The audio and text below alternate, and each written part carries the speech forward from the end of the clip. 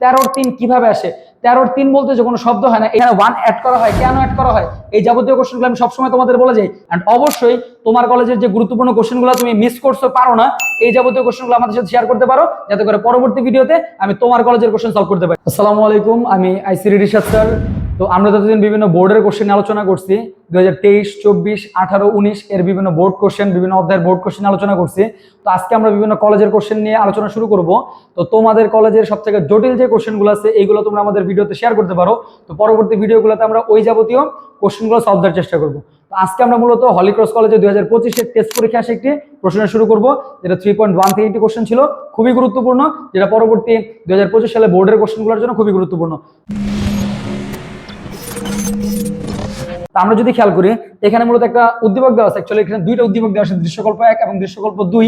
আমরা যদি খেয়াল করি গ নম্বর প্রশ্ন অর্থাৎ 3 নম্বর প্রশ্নে বলা হয়েছে এখানে দৃশ্যকল্প 1 এর প্রথম 4টি সংখ্যার যোগফল। কথা বোঝো, দৃশ্যকল্প 1, এই দৃশ্যকল্প 1 এর প্রথম 4টি সংখ্যা, এখানে আমাদের 3টা সংখ্যা দেওয়া আছে এবং চতুর্থ যে সংখ্যাটা আছে সেটা আমাদের নির্ণয় করতে হবে এবং এই সংখ্যাগুলো আবার যোগফল নির্ণয় করতে হবে। যোগফল বের করার পরবর্তীতে তাদের ফলাফলটাকে ডেসিমেল এবং অক্টালে প্রকাশ করতে হবে। তো এইখানে আমাদের কোনো দিক বলে দেয় নাই যে রূপান্তরটা বা যোগটা এই সংখ্যা পদ্ধতিতে করতে হবে। আমরা যে কোনো সংখ্যা পদ্ধতিতে যোগ করতে পারি, বাট ফলাফলটাকে পরবর্তীতে ডেসিমেল অথবা অক্টাল, ডেসিমেল এবং অক্টালে রেখে দিতে হবে। তো আমরা যদি এখানে গ নম্বর কোশ্চেনটা সলভ দেখতে চাই, এখানে আমাদের ধারা একটা দেওয়া আছে, দৃশ্যকল্পে একটা ধারা দেওয়া আছে, ইট ওয়াজ AF14। তো আমরা যদি এখানে খেয়াল করে দেখি এর পরবর্তী পদ নির্ণয় করতে বলছে। তো আমরা যদি বাস্তব জীবনের ম্যাথমেটিক্যালটা হিসাব করতে যাই, ধর আমি যদি একটা সংখ্যা বলি যে 500 এন্ড দেন আমরা দিলাম 1000, এরপরে দিলাম আমরা ধরো 1500, এরপর আমরা যদি বলি পরবর্তী পদটা কত হবে, তার মানে এখানে পরবর্তী পদ যেটা নির্ণয় করবো আমরা কিভাবে নির্ণয় করি, আমরা জানি 500 এবং 1000 এর পার্থক্য হচ্ছে 500, 1000 এবং 1500 এর পার্থক্য হচ্ছে 500। যেহেতু এখানে পার্থক্যগুলো 500 করে দেওয়া আছে, তাহলে সেই ক্ষেত্রে আমরা এর পরবর্তী যে মানটা নির্ণয় করবো সেটার পার্থক্য কত থাকবে, 500। তার মানে 1500 এর সাথে যদি 500 যোগ করে যে কত আসবে, 2000। ঠিক এই টেকনিকটা অ্যাপ্লাই করে আমরা এই ভ্যালুটা নির্ণয় করতে পারবো। যেমন আমরা যদি খেয়াল করি ইট ওয়াজ A এবং F, তো আমরা জানি হেক্সাডেসিমেলে A এর ভ্যালু কত আসে 10 এবং F এর ভ্যালু কত আসে 15, তাহলে এখানে পার্থক্য কত দেওয়া আছে 5। আবার যদি আমরা খেয়াল করি F and 14, আমরা জানি F এর পরবর্তী মান কত হয় 10, তো 10, 11, 12, 13, 14, তার মানে পার্থক্য কত দেওয়া আছে এখানে আমাদের 4। এখানে যদি আমরা খেয়াল করি পার্থক্য কত দেওয়া আছে 5, তাহলে এখানে যদি আমরা দেখি পার্থক্য 5 ছিল, তাহলে এর পরবর্তী সংখ্যাটার পার্থক্য কত থাকবে 5। তার মানে 14 এর সাথে যদি আমরা 5 যোগ করি, কোন সংখ্যা পদ্ধতিতে, আমি কিন্তু হিসাবটা এখন পর্যন্ত হেক্সাডেসিমেলে রাখছি, তাহলে সেই ক্ষেত্রে আমরা যদি দেখি 14 in 16 প্লাস 5 in 16, এবার যদি আমরা এটাকে যোগ করি 5 আর 4 9 আর ইট ওয়াজ 1, তাহলে বেস কত আসলো 16। তাহলে আমরা যে ধারার চতুর্থ পদ, অর্থাৎ এখানে যে আমাদের চতুর্থ পদটা ছিল সেটার মান আমরা কত পাইছি 19 ইন হেক্সাডেসিমেল।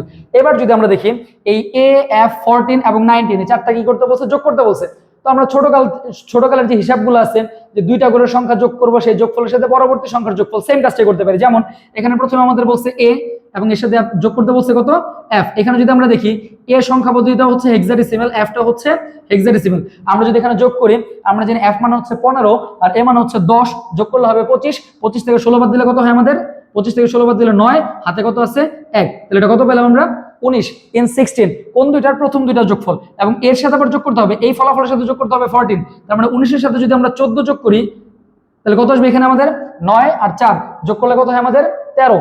তো 13 যা বেজের চেয়ে ছোট, তাহলে আমরা যদি নরমালি চিন্তা করি এখানে আমাদের 9 আর 4 যে 13 আসতেছে, তাহলে হেক্সাডেসিমেলে 13 তো আর এক্সিস্ট করে না। আবার 13-3 এসব উল্টাপাল্টা হিসাবে বলা যাবে না। 13-3 কিভাবে আসে, 13-3 বলতে যে কোনো শব্দ হয় না, এই যাবতীয় বিষয়গুলো আমরা অন্যান্য ভিডিওতে আলোচনা করছি, তোমরা দেখে নিতে পারো। এখন যদি দেখি 9 আর 4 হচ্ছে কত 13, তো আমরা 13 মানে কত জানি, A সমান সমান যদি 10 হয় তাহলে B সমান 11, C সমান 12, D সমান কত আসবে 13, তাহলে 9 আর 4 যোগ করলে 13 আসে, 13 মানে কত আসতেছে D, 1 আর 1 যোগ করলে কত আসে 2 ইন হেক্সাডেসিমেল।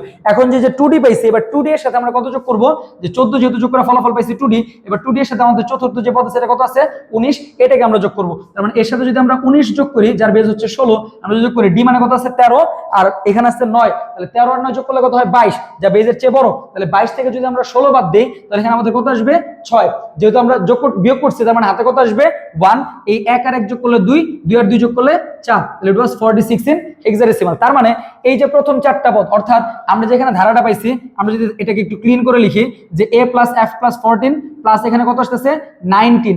এই যে সংখ্যাটা, এই চারটা সংখ্যার যোগফলটা, ফলাফলটা আমরা কত পাইছি ইকুয়াল টু 46 ইন হেক্সাডেসিমাল। এবার প্রশ্নে বলছে এই ফলাফলটাকে ডেসিমাল এবং অক্টালে প্রকাশ করো। সো আমরা দুইটা পারপাসে করতে পারি, দুই ভাবে করতে পারি। প্রথম কাজ, এই যে সংখ্যাটা আছে এটাকে ডেসিমাল কনভার্ট করতে চাই, কিভাবে করতে পারি? 4 × 16 প্লাস 6 × 16 0 1 4 16 64 প্লাস 6 ইকুয়াল টু কত আসবে 70 ইন 10। তার মানে ডেসিমাল সংখ্যা পদ্ধতিতে এটা কত ছিল 70 ইন 10। এরপরে বলছে আমাদের অক্টাল সংখ্যায় কনভার্ট করতে বলছে। আমরা যদি এখানে অক্টালে কনভার্ট করতে যাই, এই ডেসিমালটাকে আমি অক্টালে কনভার্ট করতে পারি। আবার অনেক স্টুডেন্টরা কি করবে, এইখান থেকে অক্টাল করতে যাবে, এত লেন্দি করার প্রয়োজন নেই। ডেসিমাল आंसर পাওয়া গেছে। এবার ডেসিমালটা অর্থাৎ 70 ইন 10 এটাকে যদি আমি অক্টালে কনভার্ট করতে যাই, কিভাবে করতে পারবো? 70 কে আমি ভাগ করলাম, সাথে আমরা ভাগশেষ নির্ণয় করলাম। তো 8 8 64, 8 বার যায় ভাগশেষ 6, এখানে আমরা ভাগ করলাম একবার ভাগশেষ 0, এখানে আমরা ভাগ করলাম 0 বার ভাগশেষ 1। ইট ওয়াজ 106 ইন 8। তাহলে প্রশ্ন বলছে ফলাফলটা ডেসিমাল এবং অক্টালে নির্ণয় করো। তাহলে এই হচ্ছে আমাদের ফলাফল, যে উদ্দীপকের ধারাটির প্রথম 4টি পদ, প্রথম 3টা পদ দেওয়া আছে AF14। আমরা যদি খেয়াল করি AF14, এই AF14 এর পরবর্তী যে চতুর্থ পদ সেটার মান কত পাইছি আমরা 19 ইন হেক্সাডেসিমাল। এন্ড এর পরবর্তীতে আমরা এই সংখ্যাগুলোকে, চারটা সংখ্যাকে যোগ করছি ক্রমান্বয়ে দুইটা করে বিট নিয়ে। প্রথমে ARF তার ফলাফল, তার সাথে আবার 14 তার ফলাফলের সাথে আবার পরবর্তী চতুর্থ পদটাকে আমরা যোগ করছি। যোগ করার পর যে মানটা পেয়েছি তাকে আমরা কি করলাম, ডেসিমালে কনভার্ট করছি এবং অক্টালে কনভার্ট করছি। তো আশা করি সবাই বুঝতে পারছেন। না বুঝতে পারলে ভিডিওটা আরেকবার রিক্যাপ করে নিতে পারো। এবার যদি আমরা দেখি, এই ছিল আমাদের গ নাম্বারের উত্তর। আচ্ছা, গ নাম্বারে কি বলছে একটু দেখে নেই। দৃশ্যকল্প 2 এর চতুর্থ পদ, তাহলে আমরা চতুর্থ পদটা কত পাইছি এটা মনে রাখবো, যে চতুর্থ পদটা পাইছিলাম 19 ইন হেক্সাডেসিমাল। এবং বলছে দৃশ্যকল্প 1 এর তৃতীয় পদ, আমরা যদি এখানে দেখি দৃশ্যকল্প 1 যেটা ছিল, দৃশ্যকল্প 2 এর চতুর্থ পদ, আচ্ছা সরি, এখানে যদি আমরা দেখি দৃশ্যকল্প 2 এর ধারা দেওয়া আছে 7C11, তিনটা পদ দেওয়া আছে, এইখানেও চতুর্থ পদ বের করতে হবে। আবার দৃশ্যকল্প 1 এর তৃতীয় পদ, তাহলে দৃশ্যকল্প 1 এর তৃতীয় পদ কত দেওয়া আছে 14। তাহলে আমি যদি এখানে অ্যানসারটা সাজায় লিখতে চাই, যে দৃশ্যকল্প 1 হতে, অর্থাৎ ঘ নম্বরের জন্য কোশ্চেনটা দেখো, দৃশ্যকল্প 1 হতে যদি আমরা দেখি, এখানে আমাদের দৃশ্যকল্প 1 এর কত মান বলছে, দৃশ্যকল্প 1 এর তৃতীয় পদ। তাহলে দৃশ্যকল্প 1 এর তৃতীয় পদটা কত ছিল, মূলত 14, যেটার বেস কিসে হবে হেক্সাডেসিমাল, যেহেতু ধারাটা হেক্সাডেসিমাল। এবার যদি দেখি দৃশ্যকল্প 2 এর কি বলছে চতুর্থ পদ। তাহলে দৃশ্যকল্প 2 এর প্রথম পদ, দ্বিতীয় পদ, তৃতীয় পদ, এবার চতুর্থ পদ। তাহলে চতুর্থ পদটা আমরা কিভাবে বের করতে পারি, সেম ভাবে 7 তারপরে বলছে প্লাস সি প্লাস 11। আমরা যদি খেয়াল করি 7 এবং সি, তো আমরা জানি এ সমান সমান যদি হয় 10, তো বি সমান সমান কত হবে 11, এবং সি সমান সমান কত হবে 12। তার মানে সি যেহেতু 12 হচ্ছে, 7 আর 12 পার্থক্য কত হবে 5। এরপর যদি আমরা খেয়াল করি এটা হচ্ছে 12, এবার যদি আমরা দেখি 11 পর্যন্ত, এই 11টাও কিন্তু হেক্সাডেসিমাল। তার মানে মাথা খাটাও যে সি এর পরবর্তী মান কত আসবে, D E F G H. তো এখানে তো জি আর এইচ এর কনসেপ্ট নাই। তার মানে আমাদের এখানে চিন্তা যদি করি, সি এর পরে ডি ই এফ শেষ, আমরা জানি এফ এর পরবর্তী মান কত আসে 10 11। তাহলে যদি এইটার পার্থক্য যদি 5 থাকে, তাহলে পরেরটার পার্থক্য কত হবে 5। তাহলে এখানে পার্থক্য আছে 5। তাহলে এবার যদি আমরা দেখি আমাদের বলছে চতুর্থ পদ, তাহলে এইটার পরবর্তী যে মানটা আসবে তাদের পার্থক্য কত থাকবে 5। তাহলে 11, আমরা যদি খেয়াল করি 11 ইন 16 প্লাস 5। এবার যদি আমরা ক্যালকুলেট করি, তাহলে 1 আর 5, অনেকে আবার এটা চিন্তা করবে যে 11 আর 5 যোগ করলে হয় 15 বা 16, তার মানে 16 মানে 10, এরকম কিছুই না। এটা হেক্সাডেসিমালি, এখানে যে পার্থক্যগুলো আছে এটা আমরা হেক্সাডেসিমালে বিবেচনা করব। অনেকের মাথায় আসবে স্যার পার্থক্য তো আপনি ডেসিমালে বলছেন। একটু চিন্তা করে দেখো, হেক্সাডেসিমালও 5 আছে, আবার ডেসিমালও 5 আছে, দুইটাই এক্সিস্ট করে। তো দুইটার ভ্যালুই সমান, অর্থাৎ ডেসিমালের 5 এবং হেক্সাডেসিমালের 5 বোথ আর সেম। তাহলে সেই ক্ষেত্রে আমরা আবার তোমরা বলবা স্যার 5 5 সেম হলে 1 5 তো আর সেম না, একটার 15 আরেকটার 15 তো সেম না। 1 5 আর 5 বোথ আর নট সেম। 5 হচ্ছে মৌলিক চিহ্ন, যেটা ডেসিমালও আছে আবার হেক্সাডেসিমালও আছে। তো যার কারণে আমি এখানে ডেসিমাল বিবেচনা করলাম, হেক্সাডেসিমালের ক্ষেত্রে এটা রাইট। কিন্তু যদি এখানে পার্থক্য থাকতো 10, তখন কিন্তু আমি 10 যোগ করতে পারতাম না। তখন যোগ করতে হইতো যে হেক্সাডেসিমালে তো 10 এক্সিস্ট করে না, 10 এর পরিবর্তে তখন এ ব্যবহার করতে হইতো। এগুলো খুব খেয়াল করা। এবার যদি আমরা দেখি 1 আর 5 যোগ করলে কত হয় 6, 1 1 এর জায়গায় ইট ওয়াজ ইন 16। তাহলে আমরা যদি দেখি দ্বিতীয় দৃশ্যকল্পের ক্ষেত্রে আমাদের যে চতুর্থ পদটা পাওয়া গেছে, সেই পদটা কত আসছে 16 ইন 16। এবার যদি আমরা দেখি এই দুইটা পদের কি বের করতে বলছে, পার্থক্যটা যোগের মাধ্যমে। এখন আমরা যদি খেয়াল করে দেখি, এটার যদি আমরা পার্থক্য নির্ণয় করতে চাই, একটু ভালো করে খেয়াল করো। প্রথমে আছে কত 14, তো এই সংখ্যা দুটাকে আমরা বাইনারিতে কনভার্ট করব। প্রথম অবস্থায় যদি দেখি এটা 16 বড় সংখ্যা, 14 ছোট সংখ্যা, তাহলে আমরা যদি এটা বাইনারিতে কনভার্ট করতে চাই, তাহলে বাইনারি ভ্যালুটা কত আসবে 4, যদি 4 বিট 0 1 0 0 এন্ড 1, ইট ওয়াজ 1 বাকি 000। এবার খেয়াল করে দেখো, সামনে 3টা জিরোর আমার কোনোই প্রয়োজন নেই, আমি না দিলেও চলবে, বাট দিলেও কোনো ভুল হবে না, বাট আমরা কখন দিব না দিব কেন দিব সবকিছু বুঝা করা উচিত। এবার এখানে যদি খেয়াল করি 6, ইট ওয়াজ 110, সামনে একটা 0, এরপরে 1, ইট ওয়াজ 1, বাকি 3টা 0, আপাতত প্রয়োজন নেই। এখন যদি আমরা খেয়াল করি এই যে 2টা বিট দেওয়া আছে, এই বিটটা বড় আর এই বিটটা কি দেওয়া আছে, ছোট বিট। এখন যদি আমরা দেখি এদেরকে 8 বিটে রূপান্তর করতে যাই, অর্থাৎ 16 in 16, দ্যাট ওয়াজ, এখানে 5 বিট আছে, 1 2 3 1 0 1 1 0। যেহেতু এই সংখ্যাটা বৃহত্তম সংখ্যা, তাহলে সেই ক্ষেত্রে এই সংখ্যার কোনো ধরনের মানের পরিবর্তন ঘটবে না, অর্থাৎ এইটার পজিটিভ ভ্যালু আসবে। যেমন আমাদের বলছে এদের পার্থক্য তাও যোগের মাধ্যমে। আমি যদি একটা লাইন একটু স্কিপ করতেছি, একটা লাইন দেখো, এই দুইটার যদি পার্থক্য বের করতে, তাহলে পার্থক্য কি বের করতে হয়, বড়টা থেকে ছোটটা বিয়োগ করতে হয়। তার মানে এখানে আনসার কত আসবে, 16 মাইনাস, কিন্তু আমাদের এখানে বলছে পার্থক্যটা আবার যোগের মাধ্যমে করতে। তাহলে আমরা যদি পার্থক্য যোগের মাধ্যমে করতে চাই, তাহলে আমরা নরমালি কিভাবে বের করতে পারি, যে মাইনাসের ক্ষেত্রে আমরা যদি দেখি এখানে যে 14 মাইনাস, এখানে কত আছে আমাদের 14 in 16, এটা কত আছে আমাদের, মানটা বের করতে হবে, পার্থক্যের ভ্যালুটা আমি দেখাইতেছি। যেহেতু আমাদের এখানে 16 থেকে 14 বিয়োগ করতে হবে ইন হেক্সাডেসিমাল, তো এখানে 6 থেকে 4 বাদ দিলে কত হয়, 2 ইন হেক্সাডেসিমাল, 1 থেকে 1 বাদ দিলে 0, লিখলাম না, তাহলে পার্থক্য কত আসছে, 2 ইন হেক্সাডেসিমাল। এখন যেহেতু বলছে পার্থক্যটা যোগের মাধ্যমে বের করতে, আমি তো এখানে বিয়োগ করছি, তাহলে যোগের মাধ্যমে কিভাবে করব, 16 in 16 plus minus 14 in 16 equal to 2 in 16, এটা বলা হয় কি যোগের মাধ্যমে পার্থক্য। এখন যদি আমরা দেখি প্রথমে এই 16 এটা পজিটিভ সংখ্যা, তো 16 in 16 তার ভ্যালুটা কত আসবে, এখানে বাইনারি ক্ষেত্রে 5 বিট আছে, 1 2 3 1 0 1 1 0। আমরা প্রথমে 16 এর মানটা এখানে বসালাম। এবার 14 এর মানটা যদি খেয়াল করি যে 14 in 16, তাহলে 14 in 16 এর ক্ষেত্রে আমরা যদি দেখি এখানে ভ্যালু কত আছে, 1 2 3 1 0 1 0 0 বের করলাম। বাট এইটা হচ্ছে পজিটিভ সংখ্যা, আমার যেটা প্রয়োজন সেটা হচ্ছে আবার নেগেটিভ সংখ্যার প্রয়োজন। তাহলে এইটাকে কি পরিবর্তন হলে এটা নেগেটিভ হবে, জাস্ট এটাকে আমরা বিপরীতকরণ করে দিলে, আমরা জানি বিপরীতকরণের প্রক্রিয়াটা কি বলা হয়, ওয়ান্স কমপ্লিমেন্ট। ওয়ান্স কমপ্লিমেন্ট কাকে বলেন, বাইনারি সংখ্যায় 0 এর জায়গায় 1 1 এর জায়গায় 0। তার মানে এই সংখ্যাটা যদি আমরা লিখি উল্টায় দেই, তাহলে কত আসবে, -14 in 16, দ্যাট ওয়াজ 1 1 1 0 1 0 1 1। এটাকে কি বলা হয় মূলত, একের পরিপূরক বা ওয়ান্স কমপ্লিমেন্ট।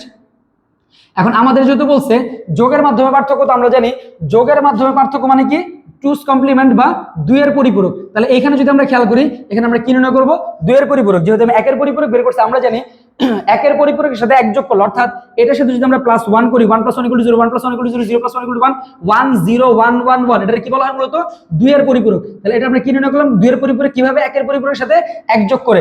এখন যে ফলাফলটা পাইছি এই যে 16, এটাকে আমাদের কি বলা হচ্ছে, ডিরেক্ট, যেহেতু 2 এর পরিপূরক, এখানে যেহেতু পজিটিভ সংখ্যার কোনো পরিবর্তন হয় না কোনো ধরনের পরিপূরকের ক্ষেত্রে, তাহলে 2 এর পরিপূরকের এই 16 এর অরিজিনাল ভ্যালুটাকে আমরা ডিরেক্ট কি বলবো, 2 এর পরিপূরক। আর এই যে 14 এর যে ভ্যালুটা পাইছিলাম, এটা কি বলা হয় মূলত, প্রকৃত মান। কি বলা হয়, প্রকৃত মান গঠন। সো এই ধরনের সাইড নোটগুলো তোমরা দেওয়ার চেষ্টা করবা, না হলে তোমাদের টিচাররা মার্ক কাটতে পারে। এখন যদি আমরা খেয়াল করি দুইটা সংখ্যার আমরা পরিপূরকের মান পেয়ে গেছি, যেমন -14 এর মান পাইছি এবং +16 এর মান পাইছি। তো আমরা যদি দেখি এখানে +16 in 16, দ্যাট ওয়াজ 0 0 0 1 0 1 1 0। এবার যদি দেখি -14, যদি আমরা খেয়াল করি in 16, it was 111 111 0 1 1 0 1 1 0 0 0 0। এবার যদি আমরা খেয়াল করি এই দুটো সংখ্যার পার্থক্য আমরা কত পাইছি, 2 in 16। এবার যদি নরমাল যোগ করি, 0 + 0 = 0 1 + 0 = 1 1 + 1 = 0 ক্যারি 1, সেমানটা এখানে দিলাম 1 + 1 = 0 1 + 1 = 0 1 + 1 = 0 1 + 1 = 0 1 + 1 = 0 ক্যারি 1। এই যে বিটটা পাইছি আমরা, এটা যদি আমরা খেয়াল করে দেখি 1 2 3 4 5 6 7 8 9, তো এই যে 9th যে বিটটা, যেটা আমরা ক্যারি বিট হিসেবে পাইছি, এটাকে কি বলা হয়, ওভারফ্লো। কি বলা হয়, ওভারফ্লো। ওভারফ্লো মানেটা কি, যে তোমরা সারাদিন ওভারফ্লো বলে, এটার মানেটা কি, এই মানেটা খোঁজার চেষ্টা করো। এটা আমরা কি বলি, ক্যারি বিট বলি, বা যেটা আমরা কি করি, ওভারফ্লো বিটটাকে বর্জন করি, এটা কি বলা হয়, ওভারফ্লো বিট বর্জনীয়। এই বর্জনীয় কেন, এই কনসেপ্টগুলো বোঝার চেষ্টা করো। এখানে 1 অ্যাড করা হয়, কেন অ্যাড করা হয়, এই যাবতীয় কোশ্চেনগুলো আমি সবসময় তোমাদের বলে যাই, যে তোমরা তোমাদের টিচারদের আস্ক করো, সেই ক্ষেত্রে তোমরা অ্যান্সার বের করতে পারবা। যদি অ্যান্সার না দিতে পারে, তাহলে তোমরা তোমাদের সঠিক গন্তব্যে এখনো পাওনি, দ্রুত আইসিটির জন্য সঠিক গন্তব্যে পৌঁছে যাও দ্রুত। এবার যদি দেখি এই যে ভ্যালুটা, এটা কি বলা হবে এখন, 2 এর পরিপূরক। এখন যদি আমরা দেখি এটাই হচ্ছে আমাদের মূলত 2 এর পরিপূরকের অ্যান্সার, যেটা আমাদের 4 নম্বরে বলছে যে চতুর্থ পদ এবং তৃতীয় পদের যোগের পার্থক্য নির্ণয় করে এত এর মাধ্যমে। তাহলে পার্থক্য কত পাইছে এটা। এখন আমার কথা হচ্ছে এই যে ম্যাথটা যে করছি, এটা যে রাইট কিনা বুঝবো কিভাবে, রাইট কিনা বুঝবো কিভাবে, এটা বোঝার জন্য কিছু টেকনিক আছে, কিছু প্রুফ আছে। এই প্রুফটা যদি কারো জানা থাকে তবে বলো যে আমাদের ম্যাথটা রাইট হয়েছে কি হয় নাই, চেক করো, গাইড দেখে না, কোনো কিছু দেখে না, নিজের মাথা থেকে বলো যে এইখান থেকে ডিরেক্ট অ্যান্সার বলতে পারবো। আমরা ডিরেক্ট কোশ্চেন দেখে অ্যান্সার বলে দিতে পারি যে কোন কোশ্চেনের অ্যান্সার কি হবে, কোশ্চেন দেখে বলে দেওয়া যায়। রিসার্চের স্টুডেন্ট এটা বলতে পারে। তো তোমরা দেখো তোমরা এটা পারো কিনা। যদি না পারো তো আমাদের কমেন্ট বক্সে জানাতে পারো, আমরা পরবর্তী ভিডিওগুলোতে এই যাবতীয় তোমাদের কোশ্চেনগুলোর অ্যান্সার দেওয়ার চেষ্টা করবো। এন্ড অবশ্যই তোমার কলেজের যে গুরুত্বপূর্ণ কোশ্চেনগুলো তুমি মিস করছো, পারো না, এই যাবতীয় কোশ্চেনগুলো আমাদের সাথে শেয়ার করতে পারো, যাতে করে পরবর্তী ভিডিওতে আমি তোমার কলেজের কোশ্চেন সলভ করতে পারি। তো ভালো থাকো সবাই, আল্লাহ হাফেজ।